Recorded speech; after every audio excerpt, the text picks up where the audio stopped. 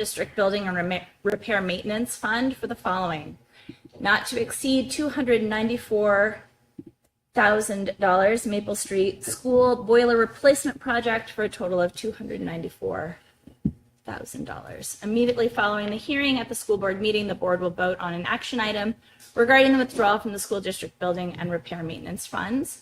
All interested residents are encouraged to attend the hearing and provide oral comments.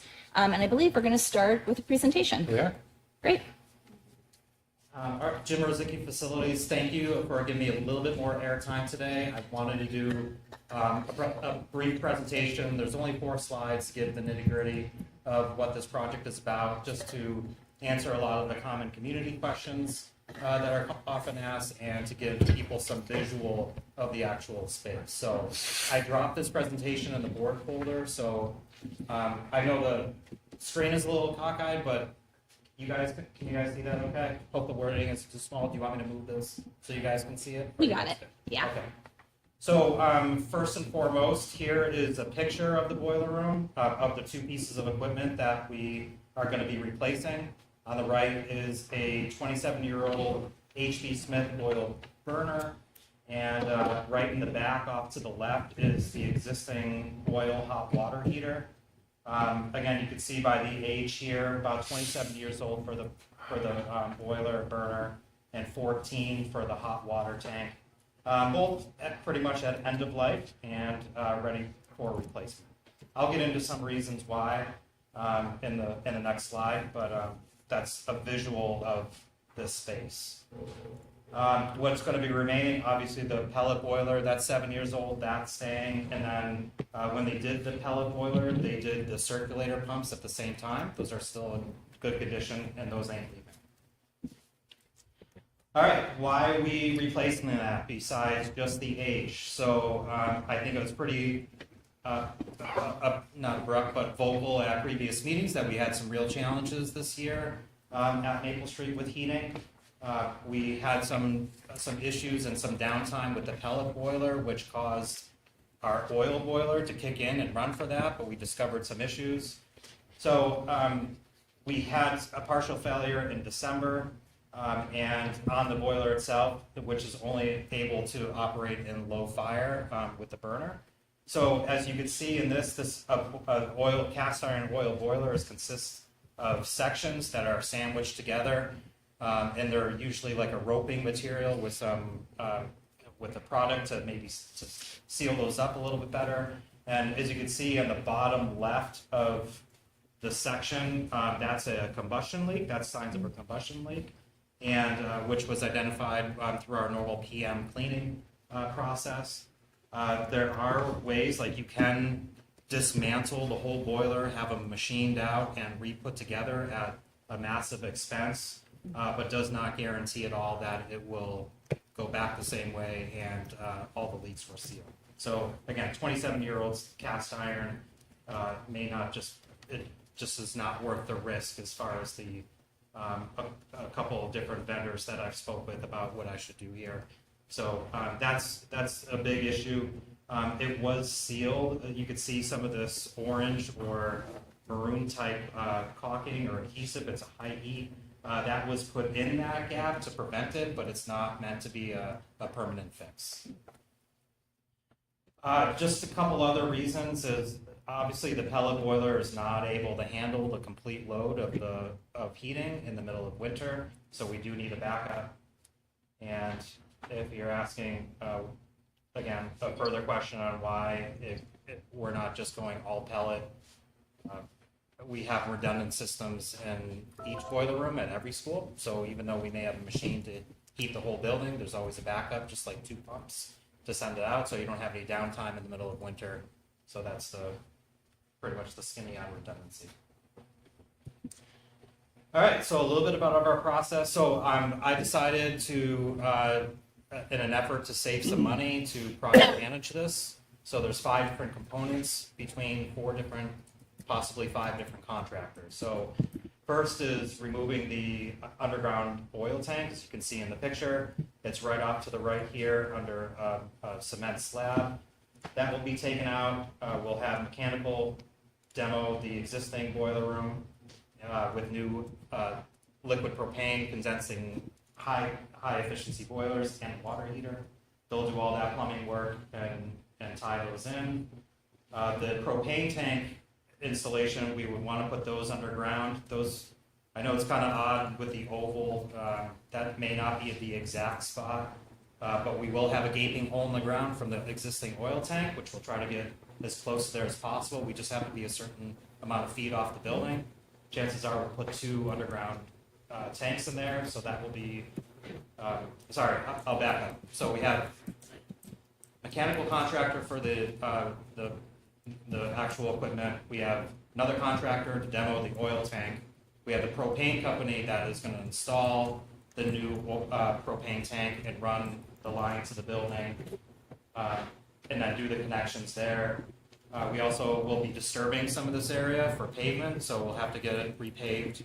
Probably ask DPW for a couple rocks or stones to create as a bollard to protect the fill port and any damage potentially from snow removal. And then finally, with some of the issues that we've had this year on the pellet boiler, I had the owner of Froling Energy come down, and he suggested an efficient piping modification on the pellet system into the hot water loop that they discovered is will be an increase added efficiency. So I will probably end up having our mechanical contractor do that piping and go from there. So I got, again, 4 or 5 different contractors that I'll be coordinating through this. I've already met with most of them and got ballpark quotes. We did a formal bid. I think it was a week and a half or 2 weeks ago. This Thursday is a mandatory pre-bid walkthrough with interested contractors, so we'll be doing that on site. Finally, when we have those, I think our bid due date is around the 19th. We'll meet with CIP. CIP will run through that, and we'll be ready on that evening for the school board approval for the mechanical contract. The estimate was provided by energy management consultants, which everybody knows that we partnered with to do a facilities analysis about 10 months ago. So they've been a really helpful partner in giving me guidance on the process, anticipated quotes, equipment that we might want to spec out for replacement that have worked well in other applications. So I don't just pull these numbers out really. So snapshot of the financials again, 294 not to exceed. Even with everything unforeseen, I feel that we're not going to hit that number, but that was just a safe estimate. Anything that is below that stays in the maintenance trust. We don't take that out. Again, another calculation from energy management consultants was potentially $7,500 a year just in fuel costs going from oil to propane. So that was pretty cool. Almost $2,000 a year in operational savings. Again, I could just go back in a register and see how much we've spent with just maintaining that oil boiler and hot water heater because it's oil, so it needs a little bit more love and care. Plus our yearly oil tank inspections that are mandatory that need to be done by the state. So there are some savings there. Utility rebates, again, we never know if they're available or not, but those will be getting sucked out. And last but not least, the CIP committee was fully in favor of this project. I hope that answered a lot of questions, but of course, I'm willing to hear more. Excellent. Great. You can take it. Oh, thanks. All right, guys. Hi. Sorry I'm late. Any questions, everybody? Jim, what's a typical life expectancy for what's going to be put in, not what's going out? Like High efficiency condensing gas boilers can still do 25 is maybe average. Again, it's all on regular maintenance, all how you take care of it and use. I just have to lay the groundwork. Like I want the pellet boiler to be the workhorse at this school, front and center. So our control system is vitally important. That I don't want this unit coming on until the building's not satisfied. The argument can be made in the other way that some of these bumper times, like early fall and spring, where we just need a little bit of heat to take that edge off, the condensing propane boiler could be very, very effective on that instead of waiting for the pellet system to heat up fully. So there's a dance you kind of do, but the less I can run it, the better.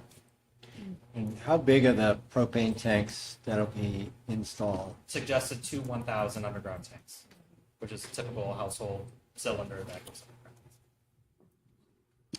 And the hope is that we don't find any trouble when we take the oil tank out.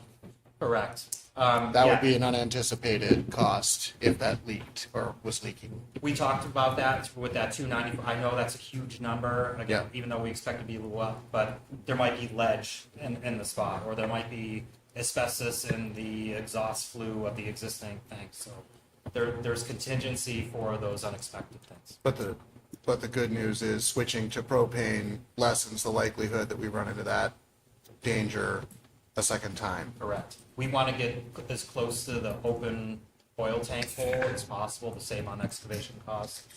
If we can use the same trench, it's just safer.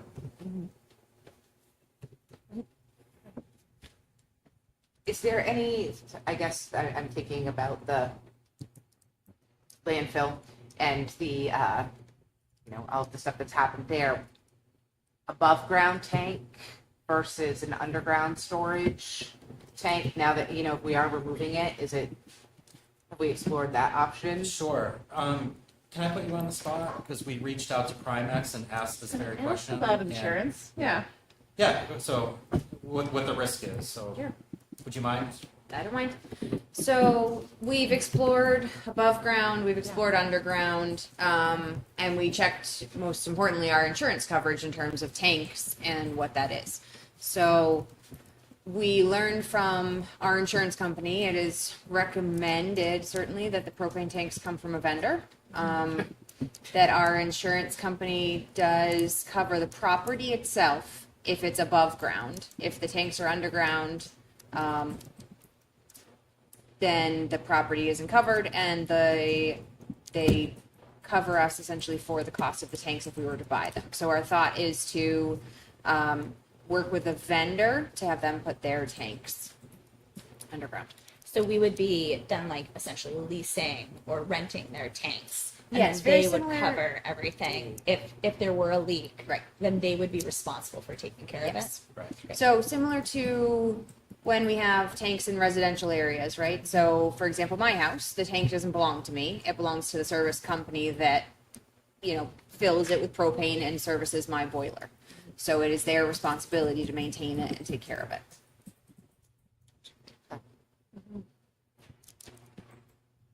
We don't have any We also don't know that there's a great spot to put them above ground. Yeah. Um, And that was just my question. yeah, I just have some, I'm thinking of what's recently happened at the dump, and Very I just have a question. right. The nice thing is that we talked a bit about propane leaks and that they are much less detrimental, correct, than oil leaks. And oil subsurface, yeah. Okay. Any other questions? Yeah, I think the one other thing that caught my eye, and you already talked about it, Jim, is just, I know you have decades of experience doing this. And so just the idea of the importance and best practice of having redundant heat sources really stood out to me. And I like that we're switching over to having the pellet burner be our primary source with this as the backup. So I thought that was important to point out. The visuals are also really helpful. Thank you. Sweet. Appreciate it. Glad they helped. All right. Any other questions from the board? All right. We have public comment. If you'd like to come up, please state your name, address, and we ask you keep it to 3 minutes.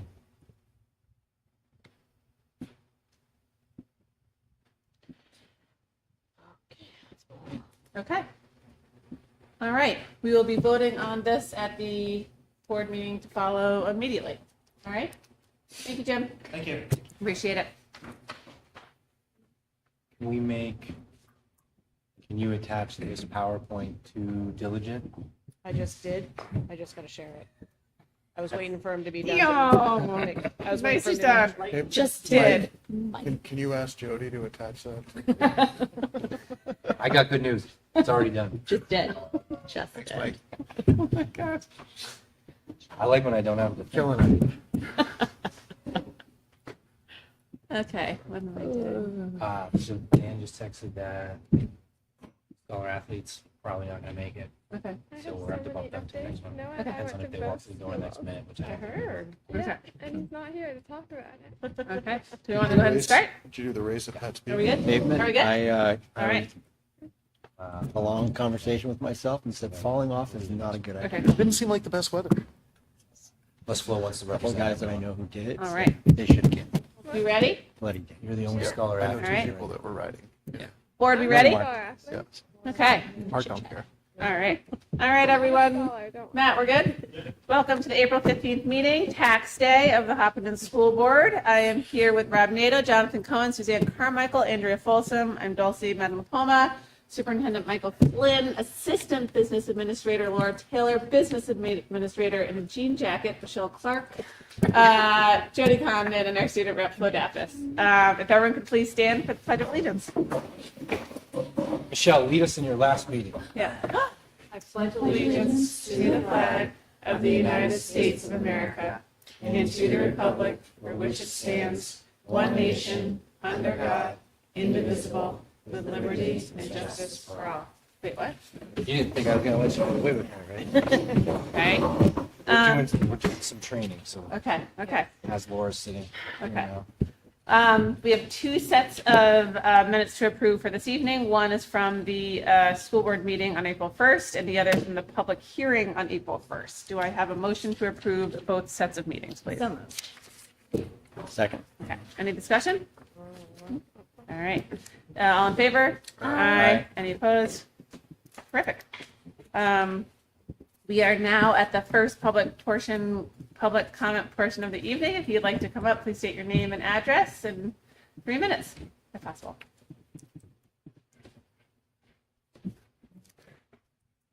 Okay, all right. Flo, you're up. What's shaking? Okay, I have a lot of updates because Noah and I went to visit both schools in great. between these meetings. But then he's at baseball now, so I have to give the update on it. So I'll start with Harold Martin. So we went to Harold Martin yesterday, and we got an awesome tour with Patrice and a first grade student. And we went to Miss Borgel's first grade classroom first, and they were doing their weekend reports. So we heard some people had like some birthday parties, stuff like that. And then we went to the library special to learn about Animal Crossing. And there were some pretty cool examples, like there's a koala crossing and a crab crossing that we learned about, like bridges. And then we went to a music class, and they told us about folk songs and how they like tell a story with a song. And then the kids wanted to have a dance party with us, so we had a dance party with them. And one kid like basically tackled Noah, and he was on the ground. And it was really funny. We asked them like, what do you guys like about school? And they all just said like basically everything. Like everything they did was mentioned, like all the specials they did. As with all the schools, there was some debate about math and electronics, how much of those they wanted or liked. But it was just really cute to see all the kids and talk to them about their classes.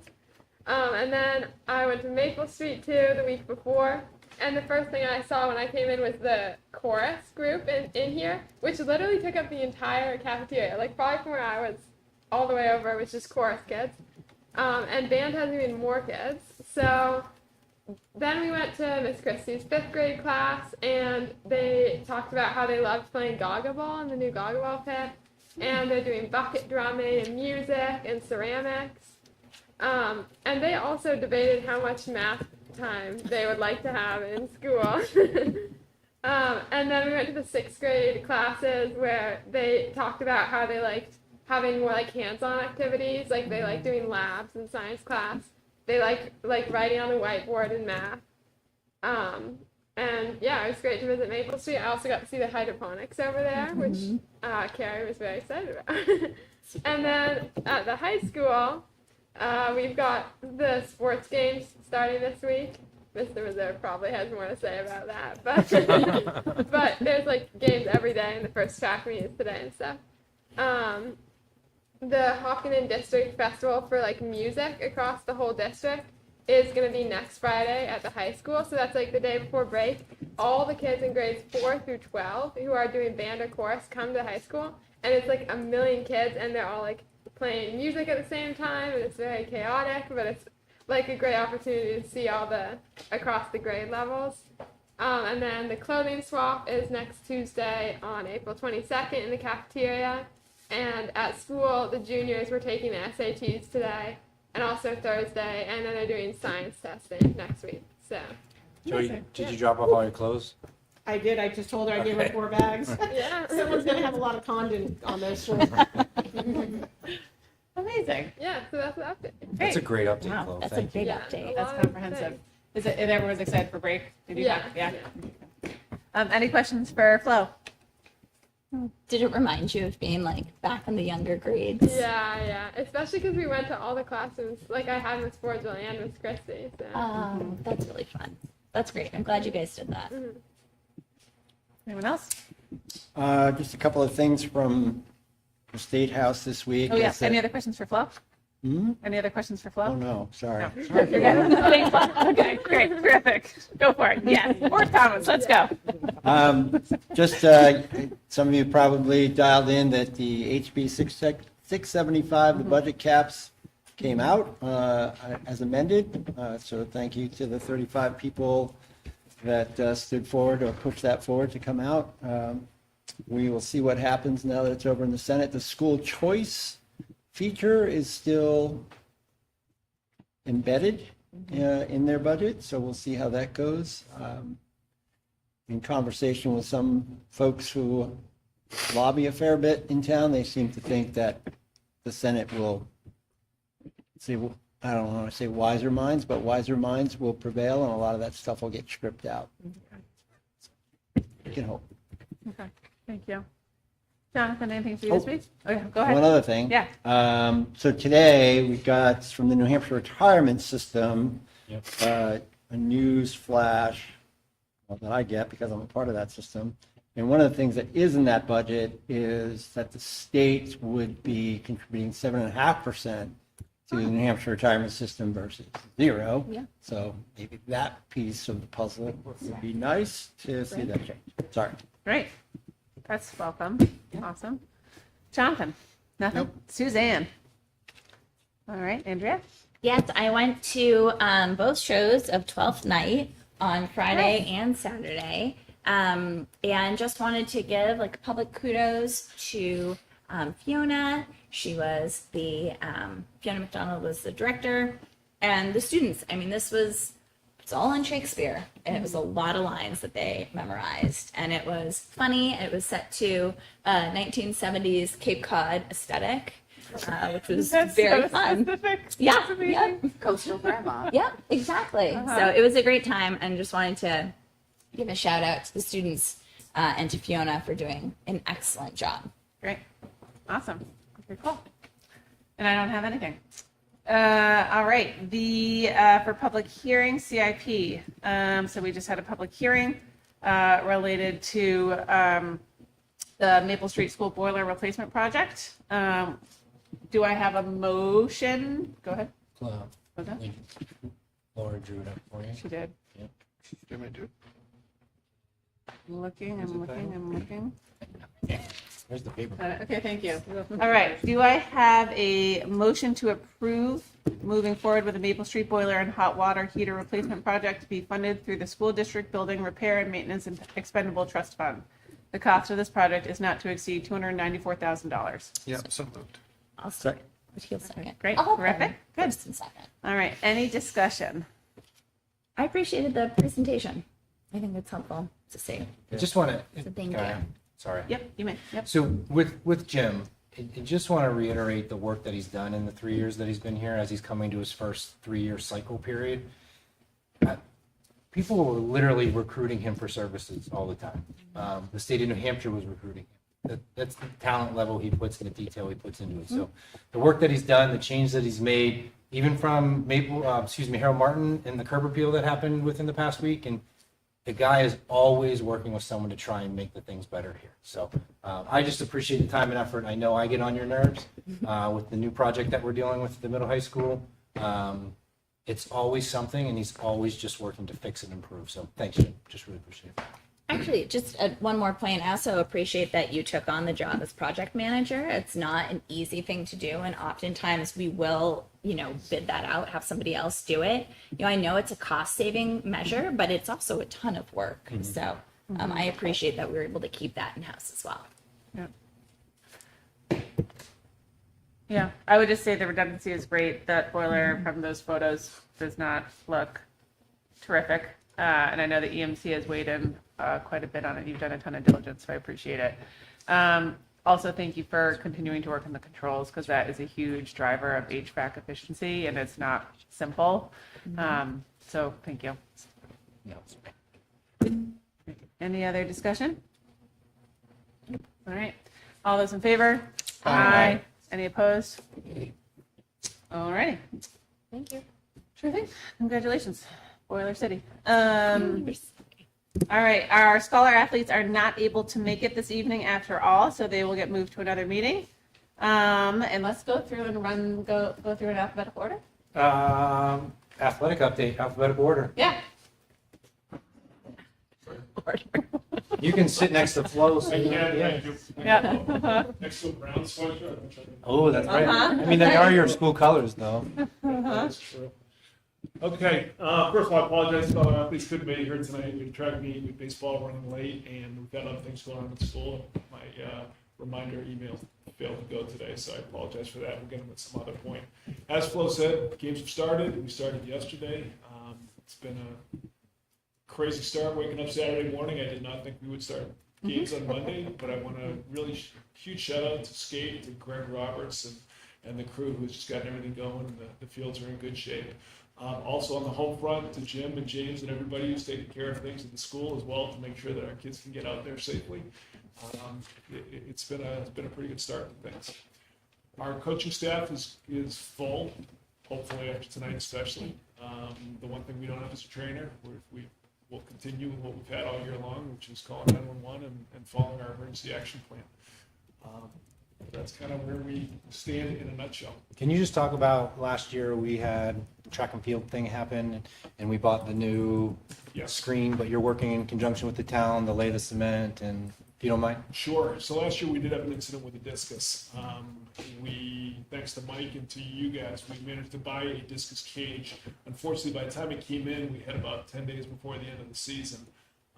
And one of the first things we have to do is we've got to create a new pad at the high school. And I talked to Dan Blanchett, and we tried to organize around getting a pad that was poured in conjunction with the town doing some work, and our schedules just did not work out. So we have a pad that has been skinned and is ready to get probably going to be asphalted, and he's going to do that as soon as he can get some asphalt going this year. We do have to install the area. It includes digging 6 holes, each one about 28 inches deep. I've got a post hole digger in my office, and I'm waiting for the right day to go out and do it. If anyone wants to join me, please, I'll get the barrier on that one. But that's what we're going to have to do with this one, and get it cemented and get it put in. My hope is we get it in beginning of May. Okay. Thanks, Sam. So that's the plan with that. Questions for Dan? Where's it going to go, Dan? So if you think Excited. of, there's the tennis court, and then there's the basketball court, and there's one pad already there on the side of the basketball court. The plan is to make that the shot put. The kids can throw parallel with the basketball court, so that should be fine. Putting another pad in between those two, the pad and the tennis court, and that one's actually going to come out towards the school. And by putting the cage around it, we can use the discus, and the cage will protect people around that one. We can still use the other pad for the javelin. This is the one up by the softball field. And that way, the other thing that would be nice is we can have 3 different events going at the same time, kids training in 3 different areas. We have a high school and middle school track team of pushing 100 kids total. It gets pretty packed out there. This gives us more safety and just gives us another arena to use that. So last fall I skilled the area. It's all prepped, ready to go, and we just need the right day for asphalt pouring and then get the other stuff done. So of the 40% of students who are participating in athletics, like 20% of them are doing track and field? So 40% is per season. It's about 40% here. I would say that's probably accurate. Yes, we've got 45. I'm sorry, I said 100. I'm thinking last year's numbers. We have 46 at the high school, and we have about 30 at the middle school. So we've got about 75 kids. Last year we had 63. Okay, cool. So about 75. So it's not quite 20%. It's That's a like, good it's chunk. up there. Yeah, okay. Do we have, I have two questions. One, Julia Chapin is Leah Chapin, is that right? Yes. It really threw me for a loop until I wrote it out and I was like, okay. And do we have any insight on a pipeline for softball? Like, is the coach worried about there's And no baseball, JV too. and baseball? Yeah, what does it look like? So we had a really strange number scenario this spring. Yeah. As you guys hopefully are aware. For the high school, we had 19 sign up for the high school. Yeah, We had 10 sign up for the middle school. yeah, You really can't run a middle school baseball team with 10 kids. And Yeah. we thought about bringing sixth graders up, which we've done in some sports. For baseball, that field is huge. Seventh graders have a hard time. To bring sixth graders up just didn't make sense. yeah, So, on the other hand, having 19 at the high school level, if we realistically cut there and go down to 15 kids, those kids are never gonna play baseball again. And next year, we're gonna be in the same situation. So in talking to Mike and talking to the coaches, what we decided to do is to waive up 7 of those 8th graders. That's We great. can't bring up 7th graders, we can only bring up the 8th graders. Bring them up and create a JV baseball team. yeah. Just not have middle school for 1 year. I actually just came from a JV baseball game, the first one we've had in 3 years. I think they were down 1-0 before then when I left, but it was a good game. Okay. So they're playing with that. We just don't have a middle school baseball team this year. At the softball level, it was the other direction. We had 13 at the high school, and we had 17, I believe it was, for the middle school. Oh, But with 13 for the high school, that's not enough to create a JV team. Right. And 17 in the middle school, you can't bring up 9 8th graders. Even if we had that, then you've got 8 kids left in the middle school team. Just the numbers were horrible. So we ended up running just a varsity program. We've kept everybody on the middle school team. We just have a very big middle school team. And the hope is between these two programs, next year, we're hoping to build these up again so we have varsity, JV, and middle school. okay. I think this year worked out as well as it could, and I appreciate the flexibility that you guys have shown in doing that. Kids have a home to play, and we didn't have to cut anybody. That's great. Thank you. And last but not least, buses are a lot of our, and I should know this because I read your updates every day, and apparently I don't retain them. But are any of the games doubled up in location to help solve the busing issues? I know that's like an impossible puzzle to figure out, but So next week, we have a softball. We have middle school track that is going to Kearsarge, so I managed to double up, and I stuck our JV baseball teams on a bus with them. We've got a separate bus picking them up. Later in the season with Belmont, we've got JV boys lacrosse and JV baseball. I managed to get the major game at Belmont. They're riding on the same bus. I haven't broken that to the coaches yet, but they'll do that one. So whenever we can do that, we have another one where we've got a softball team. Varsity softball is going somewhere where the baseball is not. And so I think I have JV baseball going with them. okay. It's just being creative. Okay. Yep, Great. doing what we can. Anything else from the board? Thank you, Dan. Thank Go you. Hawks. Yeah, thank you. Go Hawks. Appreciate Set it. up. Thank you. Facilities?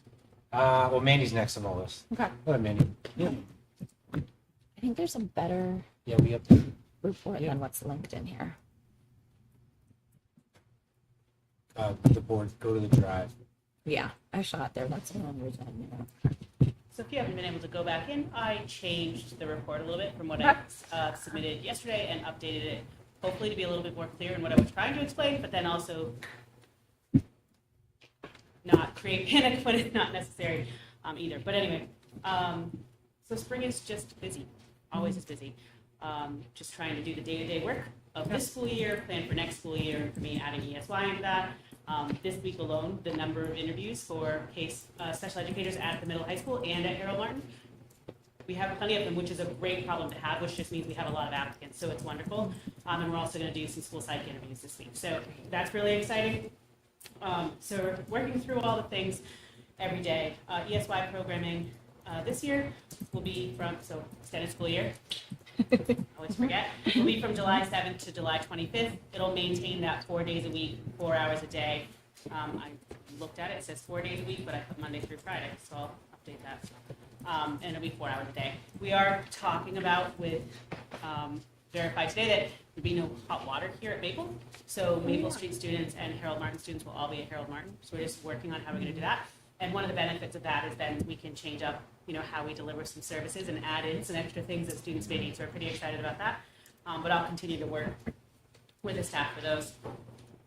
Really, the bulk of my report is really about, yes, I'm preparing for the PACS process, which is the program approval and general supervision. Every school district has to go through it. Interestingly, though, just by the timing of my role here and my role in my previous district, I've never gone through one. So I get to go through this for the first time, too, which is kind of exciting just to kind of go through and be like, okay, how can I be more efficient and effective in ways that I didn't even know that I could be? So it'll be great, but we're only in that process because it's our turn. Yeah. There are some districts, based on other pieces of information, that may have to go through that for other reasons. That's not our purpose. Ours is just because it's our turn. But one of the areas that they look at for the PACS process is the LEA determinations that we get every year. These are all special education measurements. So it's not like a Hopkinton School District is this. It is what indicators do we really need to look at. And for us, indicators, you'll see the list. It's a list of 14 indicators that they look at. That then broken down. So assessments aren't just how do people score on assessments. There's multiple layers of how they break that out. So we get all the scores. They'll be uploaded eventually, but this is every little indicator piece that they look at. And really, each individual indicator measure is measured whether or not we met the state target, and then are we where we want to be, or above or below, depending on the measurement, below the state overall data. So you get a 0 if you meet both, you get a 1 if you only met one, and you get a 2 if you're not meeting either one. So then you break down each indicator to figure that out. In this report, I've only focused on the overall. So on the overall LEA determinations, they break it into 4 categories. The results-based one is really just graduation rate, dropout rate for students with IEPs. So this is the other part of that, is that IEP data. Disproportionality of things, educational environments, preschool outcomes, things like that. Honestly, we did score a 30.77% in that, because what they do is here's the score you could make, here's what you did make, and then that's our percentage. So we barely missed the meet requirement. And I'm not going to go into detail here simply because the reason we didn't meet requirement is because of 1 or 2 students. And there's really, from an analysis standpoint, nothing for me to analyze and say, we could do this better. Especially when you think of preschool outcomes. The way they measure that is with we use TS Gold right now as a measuring system for all preschoolers. Did students make substantial improvement from when they started to when they end? So when you're thinking about students with disabilities, depending on their disability, they might not meet the definition of substantial improvement according to TS Gold. They're not going to. Right. But so what we would look at is, did they meet their IEP? Because then we are measuring what we know they can make for growth, right? So some of those from the results-based piece, I can't change. It might be the number of students moving from kinder to preschool to kinder, and what is the ratio of IEPs and not in that group. So that can change every single year, depending on need. The assessments part is really where I'm going to spend a big portion of my time in kind of doing a deeper root analysis. My regional directors group, when we met last, we went over briefly all of our scores. This is an area for a lot of them. We're all in the same place. Yeah. So these areas are measuring participation rates in grades 4, 8, and 11. And math and reading are separated. They're their own indicator for each grade level. Okay. Those, we're solid on those, which is great because in years previous, we've kind of been hit or miss on some of those because of the way they're being measured, but that's changed, so that's a wonderful thing to see. Then they'll also measure proficiency, so they're taking, what is the number of students with IEPs that took the New Hampshire SAS? How many of them and what percentage met proficiency? There shows some good results too. And there's a couple of offshoots, but overall, pretty good. And then the other one, the real piece that I want to dig into a little deeper, is what they call the gap proficiency. So this measurement is taking the percentage of all students that took it in that grade level and what was their percentage of proficiency, and then subtracting the percentage of proficiency for special education. We're not far off, but how do we get deeper into that to see how we close that gap? So, and I'm not going to go into details because every percentage for every grade is a different target. So like fourth grade reading might be 30%, we're at like 34 or something like that. So it's, again, not far off, but how do we close that gap a little further? So I'll spend time over the next year really working through that.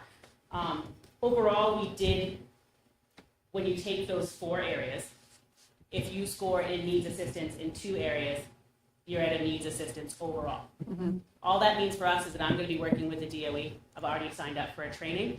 I'm going to be doing some of their technical assistance work. We'll also work through this process because I'm going to be doing those root analysis things for the gap proficiency, so I'll be working with them on how we can improve those too. So though it looks like, oh my gosh, we need assistance, it is really just about those special education numbers and how we can just be more effective and efficient for kids in the pieces that we can control, because some we can't. I mean, if we have a small amount of students with IEPs, well, like the graduation one, in Nessus, they're only taking drop-down information from Nessus. So when we exit students, we have to choose certain criteria. There was one student who didn't meet the actual criteria listed. So it was actually, like, I call the DOE and be like, all right, how do I do this? Because this is a funky one, but I don't want him to be determined a dropout. Once you hit dropout other exits, it goes under, like, some of those graduation rate pieces. There was one. And because of the small sizes, our percentage scored us like a 1 or something on that one. So those are the kind of things, like, I can't control those.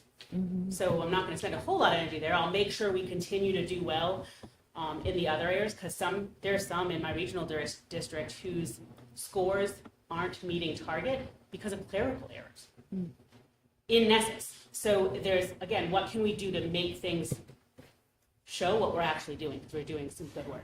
So I want to make sure we continue that. But I did include what each indicator was, what each measures at the end of it.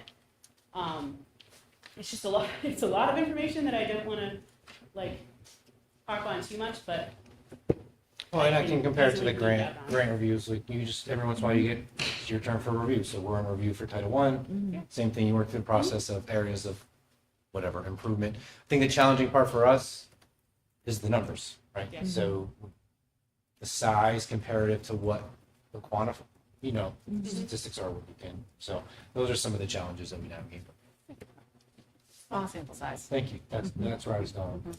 I think it's helpful too that you put in the section results scale, because in other things you want to score as close to 100% as possible. In this lower the better. case, you want to score as close Zero. to 0 as possible.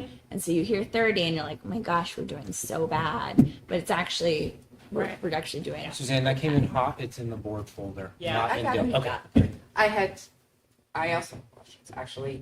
You had mentioned that you were going to be working all year to kind of drill down and figure what is the timeline, and then what are potential consequences if we don't meet. Yeah, so my goal is that by the end of this school year, I have a better understanding of the why, because then I can do the timeline of here's all the things we can do.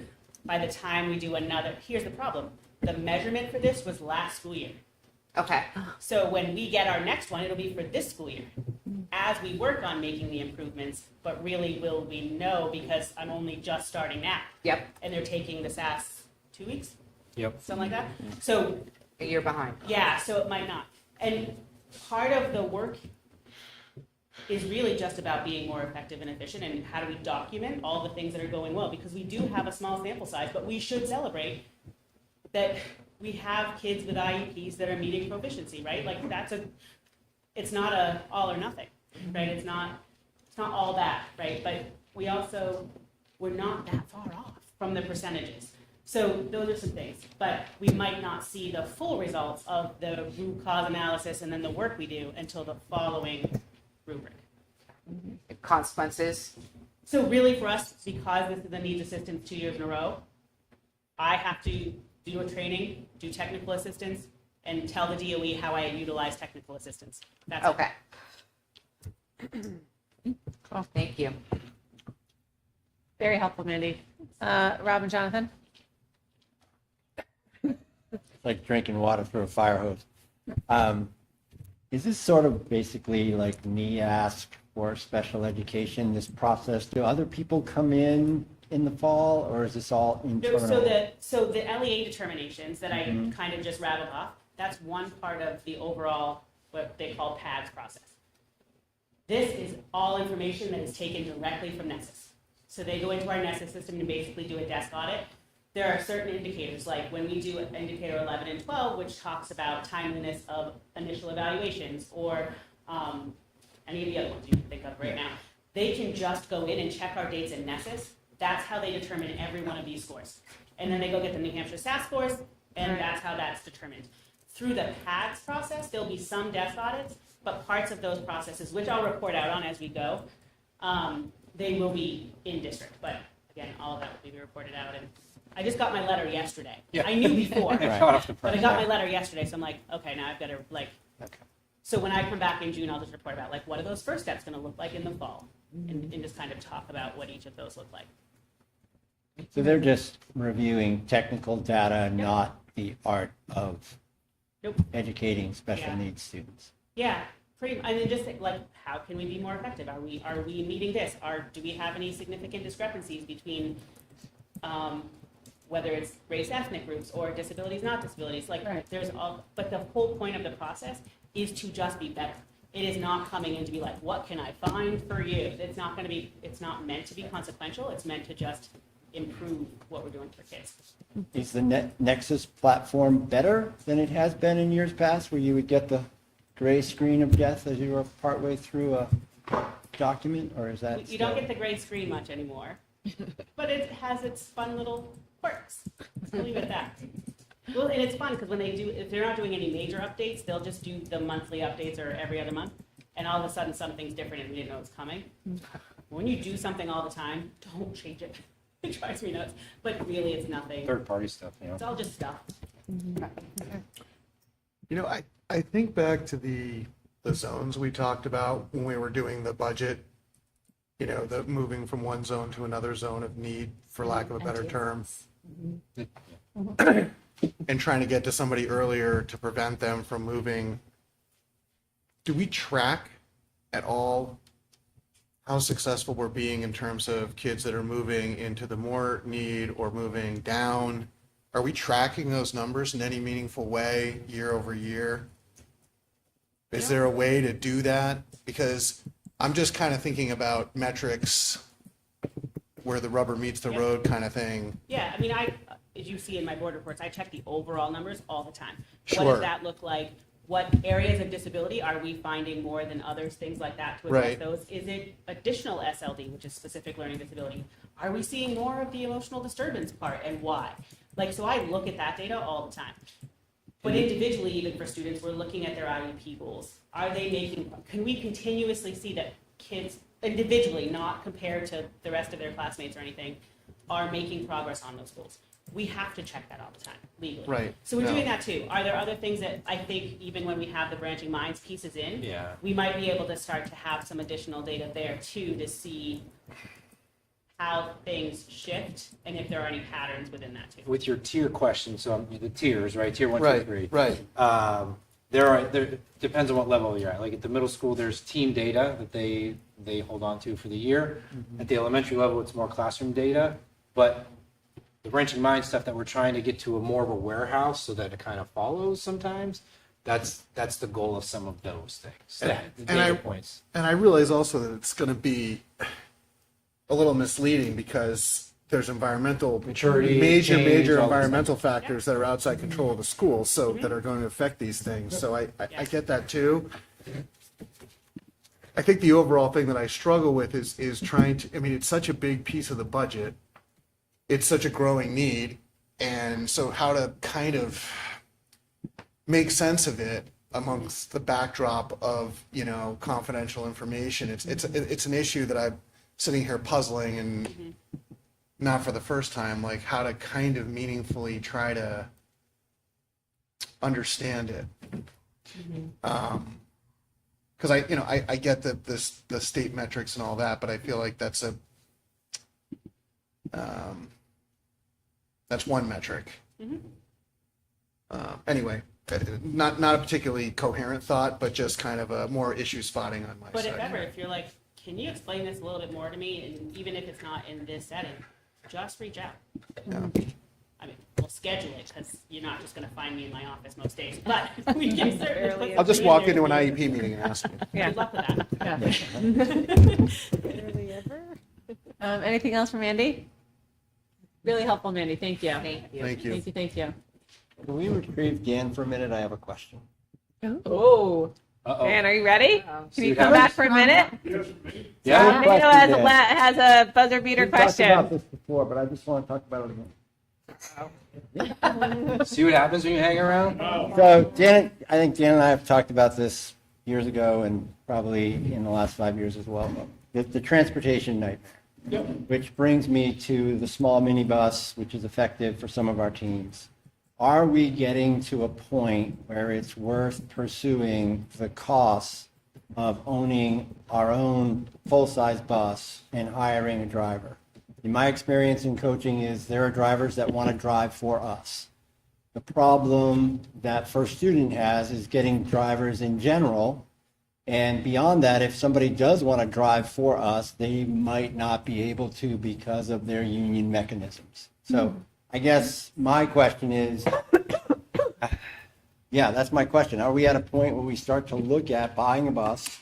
What would those costs be? What would be the insurance? And what's the viability of having, basically a full-time substitute teacher, but the person's a driver? We actually have that benefit right now. Joe, who everybody loves, who's our Indy Arnold Award winner last year, he has retired 3 times. He only comes back to drive Hopkinton charters. Every single day, I am guaranteed we have one bus thanks to Joe. And it's getting the second ones that are so hard. And especially in the spring, when we got all these different teams going in different directions, it's almost impossible to have only one bus a day. So we kind of have that benefit right now. And I hear exactly what you're saying. I think if those days that we do have one bus, if we didn't have Joe, I think it might be gone. I don't know how many years he has left where he's going to be driving anyway. I think we might be going down that road regardless, if that makes sense. But we do kind of enjoy the benefit right now. Yeah. Well, I mean, we have the benefit of the driver, but we also don't necessarily have the benefit of another bus and a driver. They have plenty of buses. It's the drivers that drive. They do have plenty of buses. And I have actually, I've had parents reach out to me and say that they'd be willing to learn how to drive. I've talked to First Student, it is a union thing. You're going to pay the union dues, and second of all, you're not guaranteed trips. So we could have Hopkinton parents volunteer to drive, but they can't be guaranteed Hopkinton trips. So it's like, well, As you recall, I was that person a year and a half ago. Yeah, And, I was gonna say, you're not you going to go do. through the process and then be told you're not going to get trips when and you I know taught it's not economics, we know possible. exactly what the pros and cons of unions are. Yeah. Yep. The other thing, I might as well throw it out now. I've talked to Riziki, I've talked to Laura about it. Really evaluating the minibus and whether 2 passenger vans might be more beneficial now. You can get 10 kids in each one with the driver, so now you can take 20 kids to a spot. Coach, assistant coach. So I've also actually brought it up to Amy too. So that's like an evaluative process on how often are we using it. We've been collecting data, so might be time to shift to those newer passenger vans. They wouldn't require the additional training that the minibus requires now. So I think years ago we talked about that and the response was you couldn't do that as a public school. So is that a change in Since insurance? all the shortages, yeah. We have one. So. You guys have one? Yeah, we do, and we can take it. Yeah, there's And no then- restrictions. Yep. And it makes it a lot easier to get. So I'm wondering also, like, do we need to own one, or is it cost effective to rent? Is there a rental company that, We've looked into- for what we're paying for a bus and a driver, is it cheaper to just rent for certain trips? The renting, Passenger. renting was not cost effective for what they were charging us per trip. Yep. But that's why we're going to evaluate the value of the bus, the usage, like where we can take kids, stuff like that. So it's in the works. Vans are expensive to run. Yeah. I mean, the private school that I Surprisingly. worked at, we had a fleet of 8 vans and every team, you never had a bus. Right. You had 2 coaches and 1 coach drove each van and that was that. Yeah. All right. Thanks, Dan. Thank you. Might want to leave now. One here, Jim. All right, Jim, you ready? Think of another question, Rob, so we can do it round three. Yeah. Let's have the trainer drive the bus. Yeah, there you go.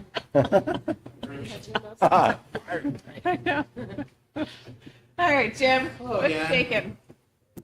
Really, really, really wanted to come to this table for this update and say this winter was awesome and we were fully staffed. Oh, no. And we were for the majority of the time until the very end of September, or very end of March, and our new maintenance guy bailed. So, but we had a great winter being fully staffed. All right, so yeah, I just want to start off with kudos to my staff. Again, we have 4 new people within the past couple months, and especially they're pretty much all located at the high school. They've been gelling, working together, very, very good. And it's just been really, really refreshing. They've been really working together good. So even with my maintenance guy out, like they've come to me frequently and be like, you know, I can do that work order. I can take care of this. And it's just been really good that people are actually seeking me to help out instead of even being asked. So really want to give custodial staff a big thumbs up. I know I gave some shout outs by name last time. This time, I just want to shout out Dave over here at Maple Street. Just in outages and stuff like that, he's been coming in to help out and just does a phenomenal job. He's like my mainstay. Like he doesn't call out, he just does his job every single day. Doesn't complain, just does awesome. So just want to give a shout out to him. Even with the outage of staff, even though it's recent, we haven't really fallen behind on work orders. So we're right there did 180 out of 197, which is pretty good. I don't mind turning a wrench either sometimes, and again, my other staff helping out, so we've been able to keep up with the big stuff.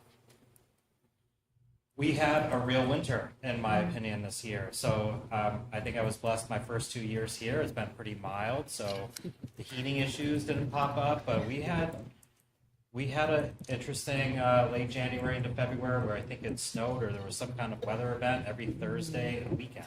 So my staff came in on the weekends to remove snow. I know it's drag sometimes, but it was like, when are you going to give me a weekend off? Like, if I'm working.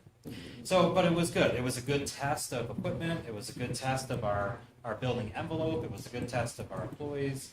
The town, I got to give a shout out to them. I think they did a phenomenal job doing snow and ice removal, and our team as well. All of our equipment ran good for the majority of the time. So Just quickly on the communication with the town, it's great when I'm like, okay, can we open by a 2.5 hour delay, whatever, and they would give us the okay.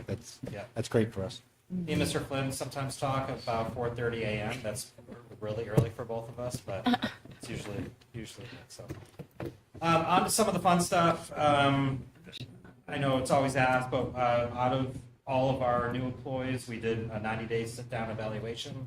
For some guidance, all of them went good.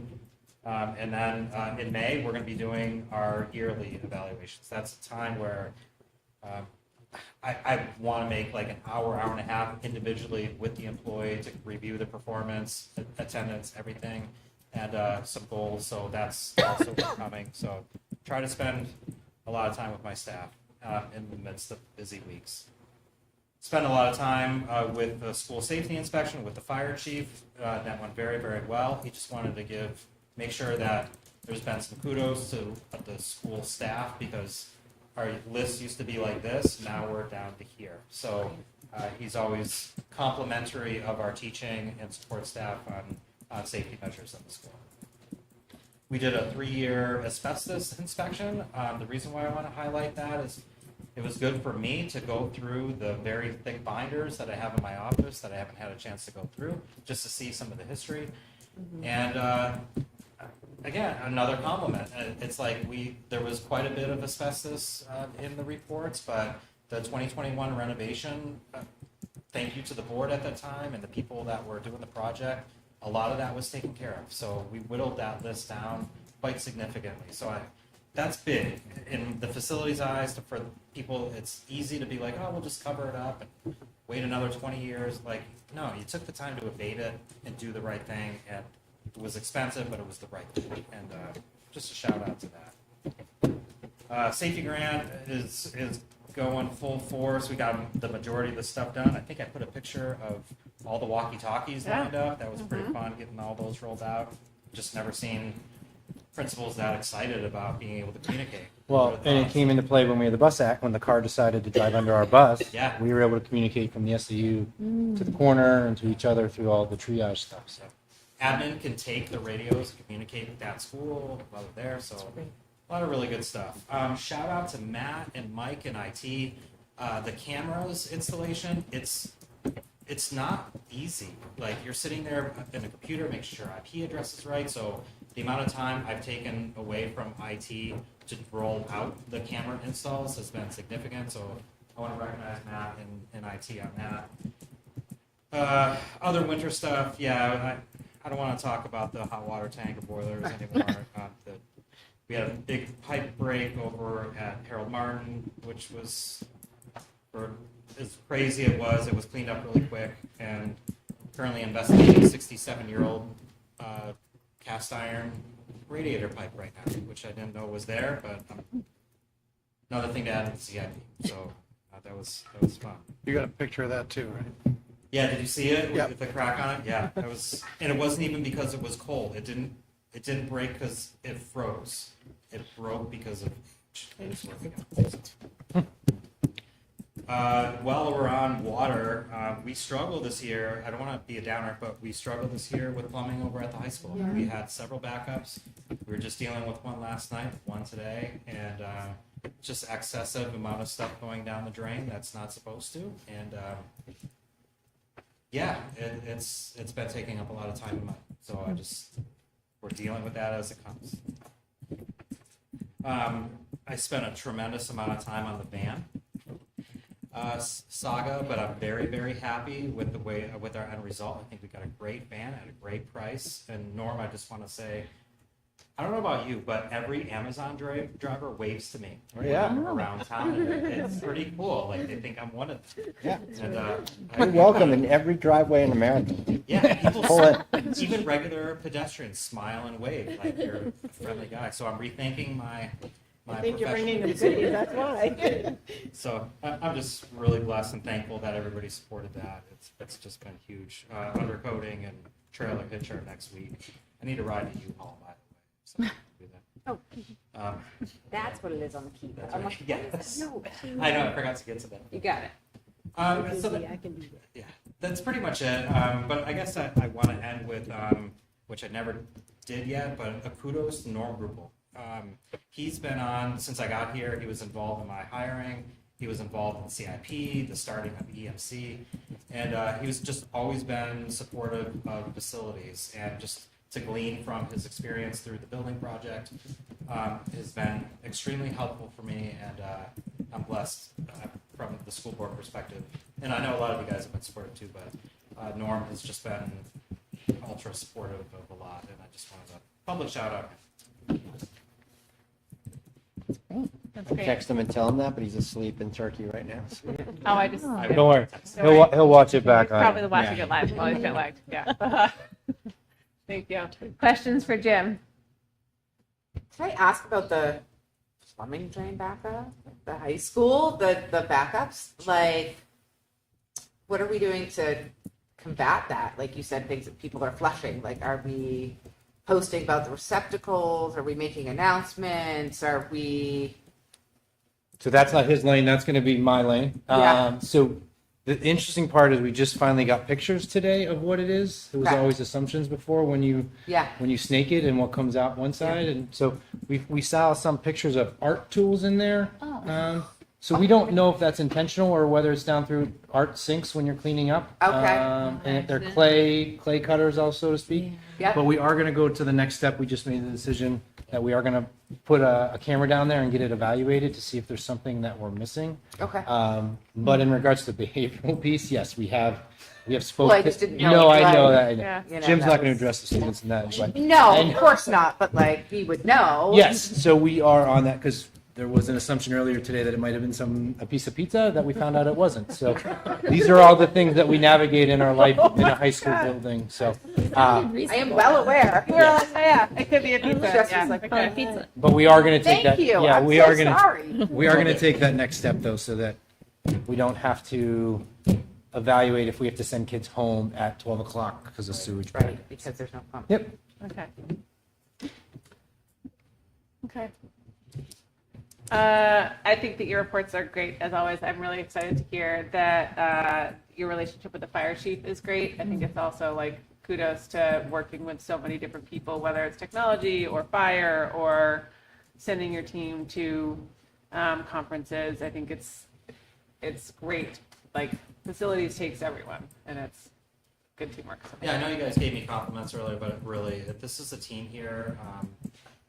Michelle, Laura, Mike, everybody's been valuable, and it's not just me. It's everybody working together. So I make mistakes. I'm an idiot sometimes. I make wrong decisions. It's a team. Also, the floor at the middle high school looks great for annual meetings, so thank you. Yeah, The that brand new looks sparkly so- cafeteria floor. It's good stuff. Awesome. Thank you for the compliment. Oh, Thank you. anyone else? I love the report to the Isn't point, it great? and there's pictures. Like, this is like differentiated. This is lovely. New teacher voice. Good job. Differentiated. Thank you, Jim. Great. All right. Thank you, directors. Jim. No. We have Matt Stone. What are you talking about? You always Excuse me. Dan is like sprinting out the door. Uh-huh. Matt's always quick. I am. Well, I'll try. So I tried to pull together a few highlights since, saying, hey, we fixed this many Chromebook screens is a little bit boring. But we fixed a lot of Chromebook screens during the school year. But I did try and pull together a few things. One thing I forgot to mention, probably because I was trying to repress memories of it, is that we have a lot of state and federal data reporting going on at the moment. Mike Cody just completed the mammoth every 2-year federal report that we do, the civil rights data collection, which I'm pretty sure wants us to break down how many 7th graders who are taking math that have an IEP and were restrained by handcuffs this year, which that was 0, just for the record. There's a whole section on how many corporal punishments we handed out. Also, pretty sure that whole section was 0. It was. So- It was. Not pretty sure it was. No. Yep. But it's a very detailed report. It's months of work, and he completed it ahead of the deadline, which I'm very grateful for. At the same time, we've been the state is completely changing their data reporting system, so they don't quite. They almost work, I think, at this point, is the optimistic thing. We are hoping for the end of year reporting window that they will be fully operational. There's a middle of year window that we're supposed to sort of try it out. It's a little low stakes for them. There's no funding attached to the middle of year reporting. I think the deadline on that has now been extended 4 times, but they have assured us that, this is the final deadline, and that districts will hopefully be able to complete their reporting. But we did actually get our reports in, finally. The problem really was that if there was any overlapping data, like let's say a student left here on Tuesday and enrolled in Bow on Wednesday, well, if we happen to say, Bow says they started on Tuesday because they came and picked up some paperwork, now they're enrolled in 2 different districts on the same day. Neither one of us could submit until we both fixed up that data. And if you're a district like Manchester, who has many students moving in and out to many different school districts, yeah, it's a nightmare. The old system allowed you to send the data in and then fix up those errors after the fact. This system doesn't let you submit until you've fixed every error. Until every district has resolved every other district's, it's a challenge. Anyway, but Mike is taking that off my plate, which I'm very grateful for. Much as Jim mentioned, Mike Montour has taken on the camera project, which has been a lot of work, but it is going up. We have most of the cameras operational at this point. They're still troubleshooting a few areas that we're not quite sure what's going on. Some of the multi-head cameras that look in 2 to 4 directions simultaneously are being interesting. They require a lot more power and trying to figure out what's going on. I had planned to include a whole section on what we're doing this summer, and then tariffs hit, and pricing is going absolutely crazy. Typically, it's not a problem to get a vendor to guarantee a price for 30 days. One vendor I spoke to said they'd honor it for a week. Another said 48 hours. So it's a little bit of a challenge right now to figure out what's going on. So we're just trying to figure out how to deploy our funds to really hit those critical areas, but maybe redeploying from what we had planned in the fall. Thanks, Matt. Any questions for Matt? How many Chromebooks do we have to buy?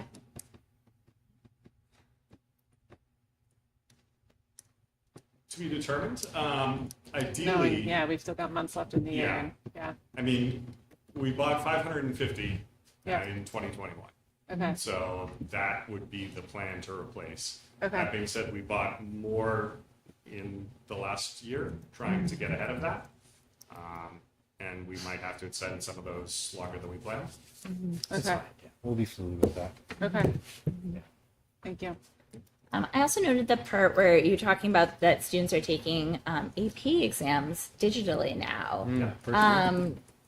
Yeah, for their first or second time flow. I don't know if you did any of APs. Yeah, they were all on paper last Yeah, year. we were and paper. now all Oh, of okay. mine are So now they're all, just, The how's that gonna language go? How's that last going? year Yeah, those are.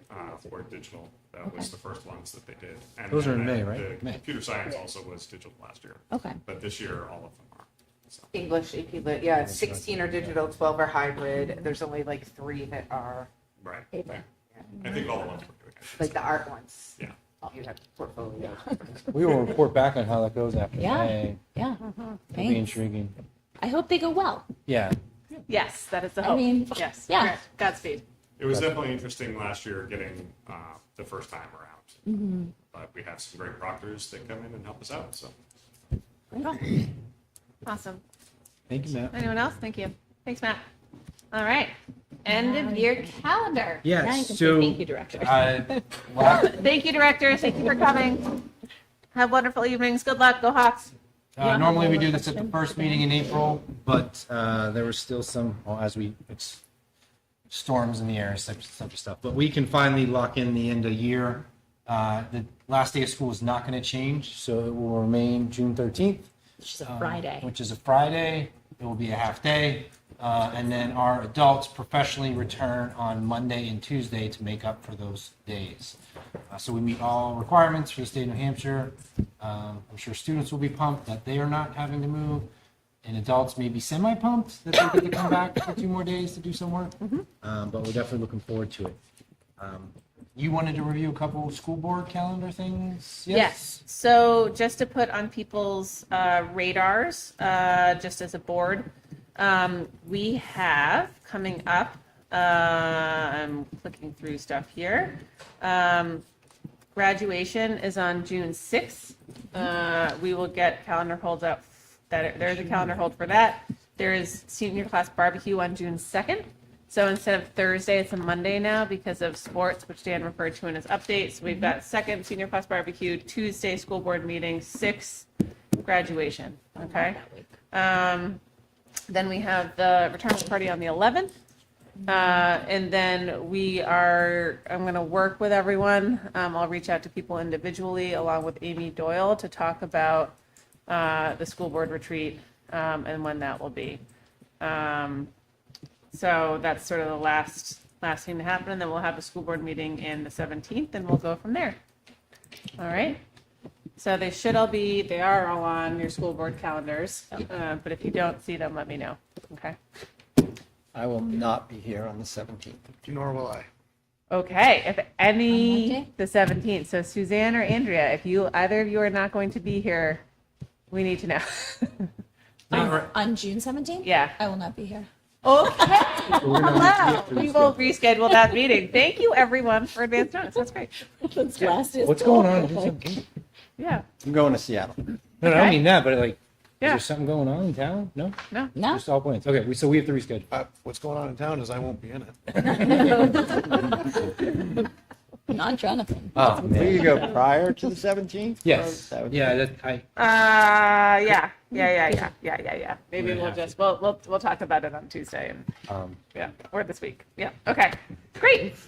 Awesome. And then just as a reminder for that, if there's any other meetings that you can't attend for any reason, just give me a heads up. Can we just try to maintain a quorum roster, even though we're typically pretty good? All right. So I did notify you at 4:08 that I had a family conflict that Yeah. came up. O'Shaughnessy just texted me. He's on his way here now, so it should be perfect timing. Great. Laura is in charge. Great. Thanks. Okay, any other questions about end of year calendar? Great. For the, You didn't need to make a motion because nothing changed. yeah, no, Okay, just- yeah. For the April newsletter, we have shipped 2 newsletters this year, so we wanted to talk about topics for the 3rd. Andrea and I touched base briefly, and the things that we thought of were introducing our new superintendent again, Amy, in case parents hadn't seen that. Just a quick note on the budget following annual meeting, and then end of year and end of season in kindergarten and transitional dates. So if there's kindergarten registrations, open houses, testing, when people can expect things for the next year, first date of school, letting people start to get sort of lined up for their calendars across all 3 schools, along with graduation, all the jazzy stuff. However, that is not necessarily an exhaustive newsletter list. So if there are other topics to include, all ears. For the budget one, are you thinking a recap of school district meeting for people who didn't attend, so they know what we passed and what the warrant articles are and that kind of thing, or what are we thinking? Because it's not a lot to chat about until we get to June. There's not a ton, Yeah. right? In terms of what we do with unassigned fund balance. Did I get it right this time? Yeah, I think it's just closing it out and letting people know sort of making sure people know what the results were, which hopefully people saw across various different channels, but, yeah. Were we going to talk about special education at all? Oh, we could do that too. Yes, Yeah, thinking a little bit about special ed. Just taking it as like an educational opportunity. Right. Yeah, because we actually had compiled a lot of stuff in the mailer, and so we could include a snippet coming or out of the special ed primer, including a snippet to that and sort of touching on it. Yeah.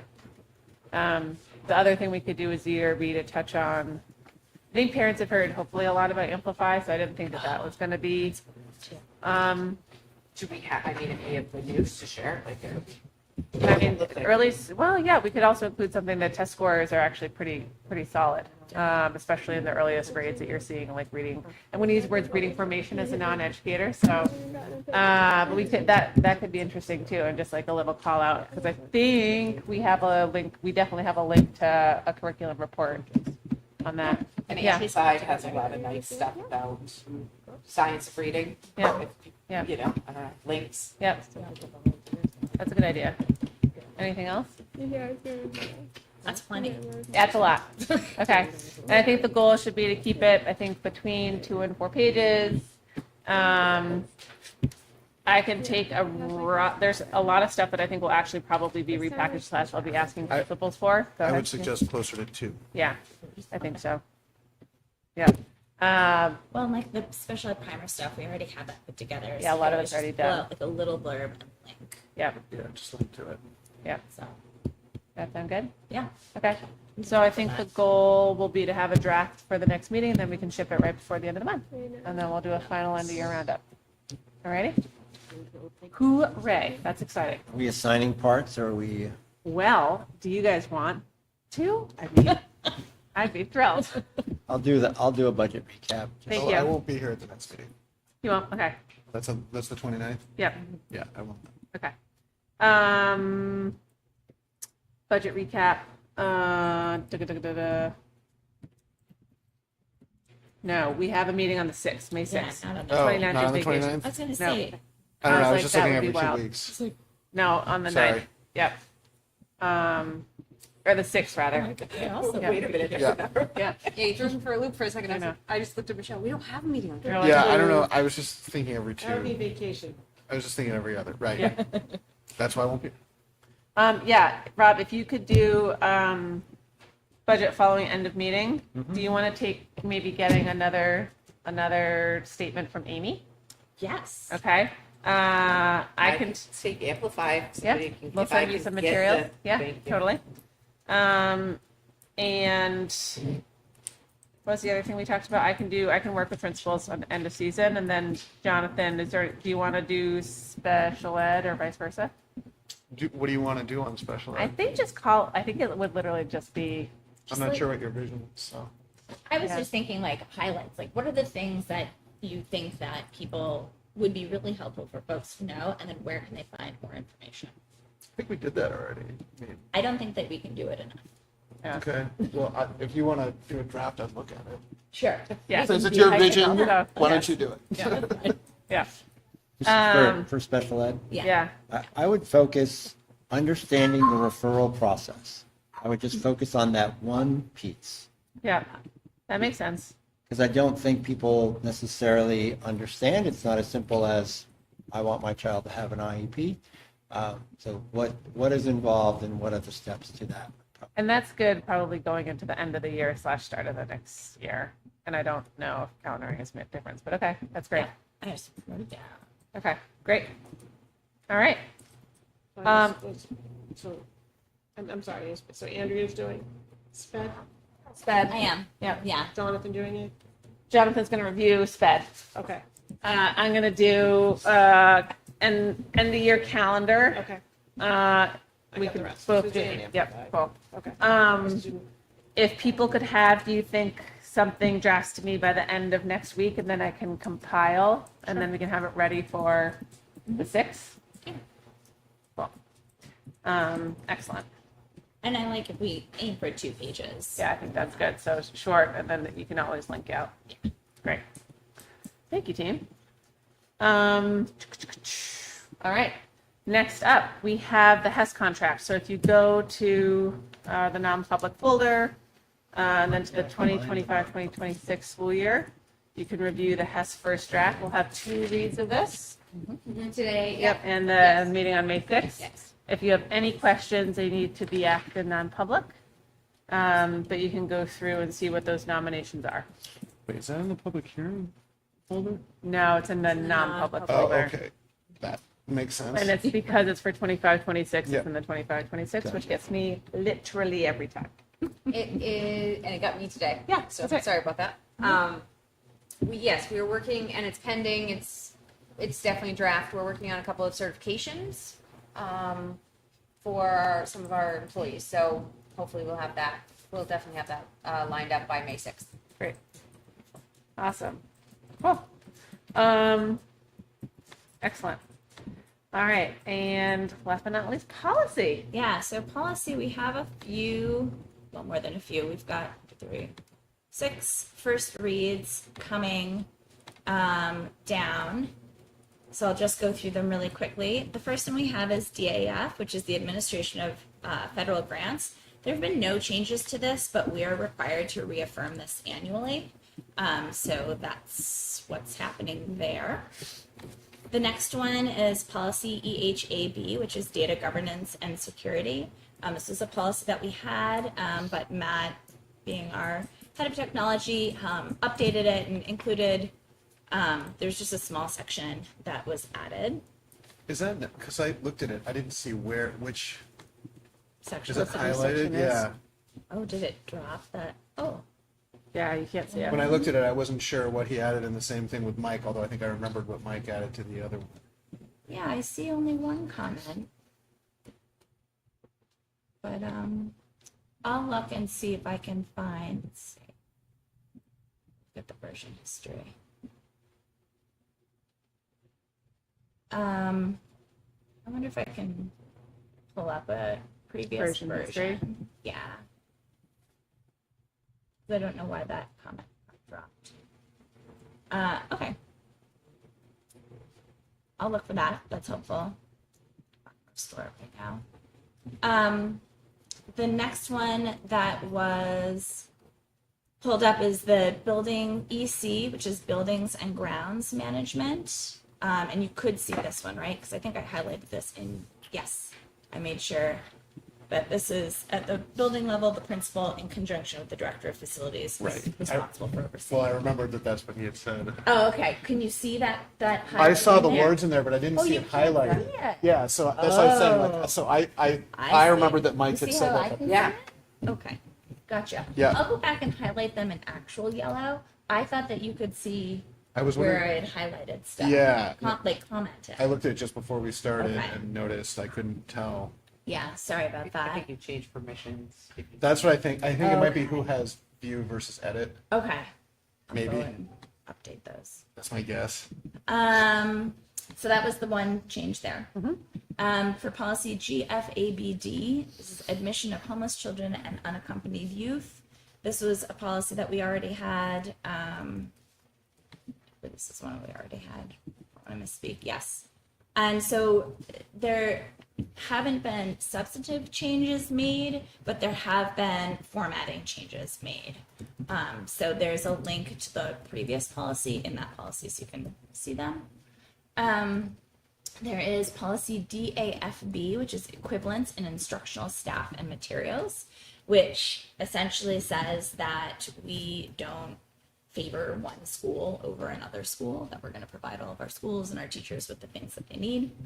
And then ICHA, which is the littlest, smallest little cute required policy you ever did see, and it just says that as a board, we think that doing academic stuff in the summer is good. Great.